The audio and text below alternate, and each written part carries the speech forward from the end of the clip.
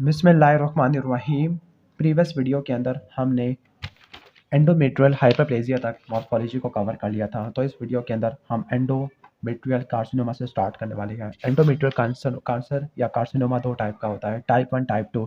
Type 1 oestrogen exposure की वजह से होता है, जबकि टाइप 2 वाला एट्रोफी से रिलेटेड होता है। टाइप 2 के अंदर सीरस क्लियर सेल और मिक्स्ड मुलेरियन ट्यूमर आ जाते हैं। तो एंडोमेट्रियल कार्सिनोमा के बारे में पढ़ लेते हैं कि या तो ये पोलीपॉइड मैस हो सकता है, लोकलाइज्ड हो सकता है, या ये डिफ्यूज हो सकता है। अब इसकी जो स्प्रेड होती है वो मायोमेट्रियल इन्वेजन से होगी, फिर इसके बाद ये दूसरे स्ट्रक्चर की तरफ करेगा, इन्वेट वगैरह करेगा।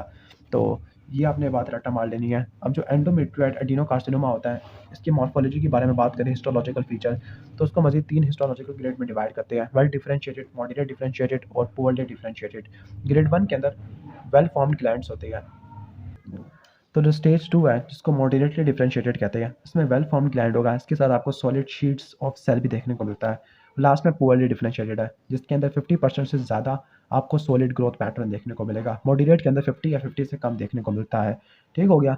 अब जो वेल डिफरेंशिएटेड ट्यूमर है, उसको आपने डिफरेंशिएट करना हाइपरप्लेजिया से। कैसे करोगे? डेस्मोप्लास्टिक स्ट्रोमा या कॉम्प्लेक्स एपिथेलियल ग्रोथ पैटर्न से करते हो। ओके। कभी कभार ऐसा होता है कि जो ट्यूमर्स होते हैं जिसमें पॉलीमेरेज एप्सिलॉन में म्यूटेशन आ जाती है या मिसमैच प्रोटीन्स में मसला आ जाता है, तो उसमें आपको इनफिल्ट्रेटिंग टी सेल देखने को मिलता है, जो कि इनफेक्टिव होस्ट रिस्पॉन्स की वजह से आ जाती है, due to new antigen express by tumours. ठीक हो गया। 20% ट्यूमर्स के अंदर आपको स्क्वेमस डिफरेंशिएशन में देखने को मिलती है। स्क्वेमस एलिमेंट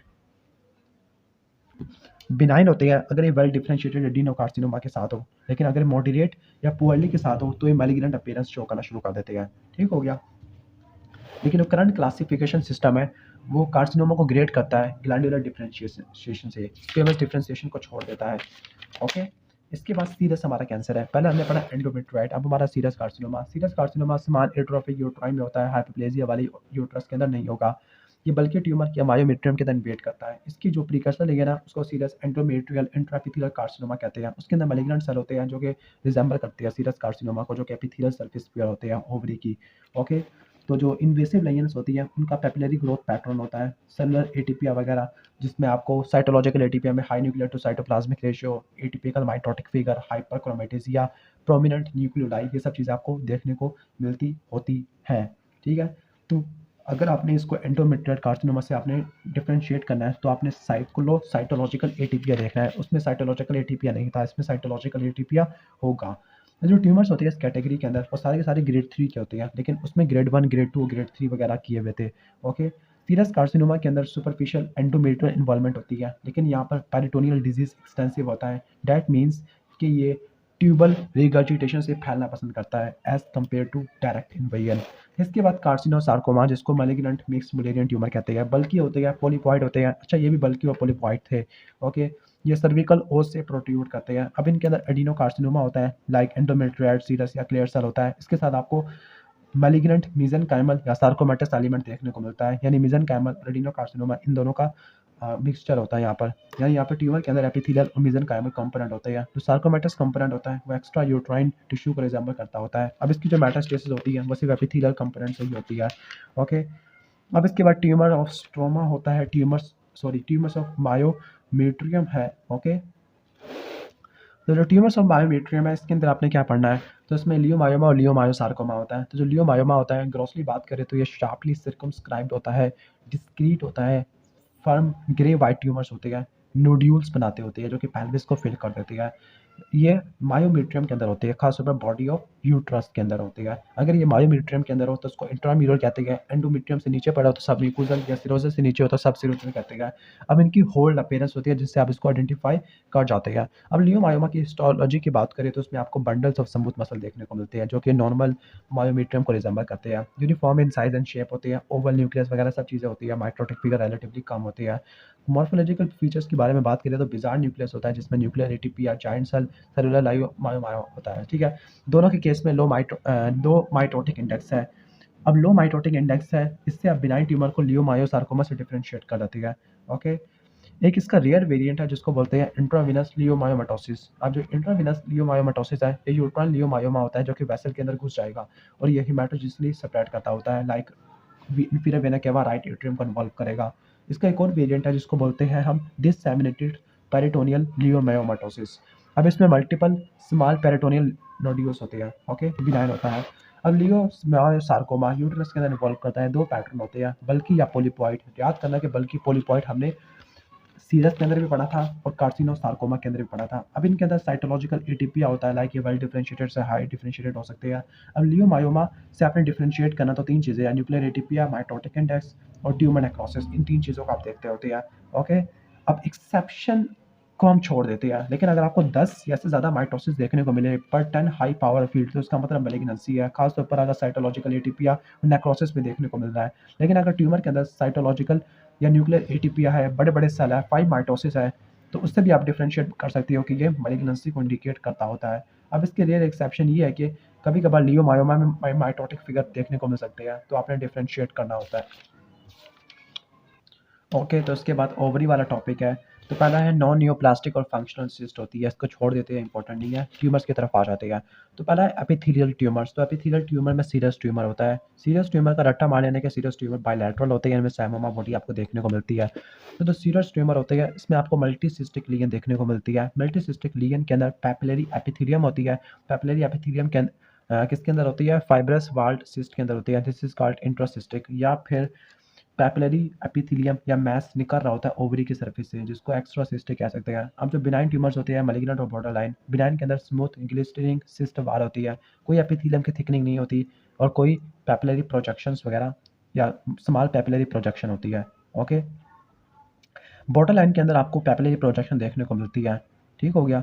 जबकि अगर पैपिलरी प्रोजेक्शन ज़्यादा हो, सॉलिड या पैपिलरी ग्रोथ हो, इरेगुलर हो, फिक्सेशन या नॉडुलैरिटी ऑफ कैप्सूल की, तो उसका मतलब मैलिग्नेंसी है। जो बायलैटरलिटी होती है उससे स्टेडिनोमा में होती है, सबसे ज़्यादा होती है सीरस कार्सिनोमा के अंदर, फिर बॉर्डर लाइन वगैरह, और फिर यानी ओवरऑल बात करें तो सीरस के अंदर बायलैटरलिटी देखने को मिलती है। माइक्रोस्कोपिकली बात करें तो जो सिस्ट होती है उसमें कलनर एपिथेलियम होता है।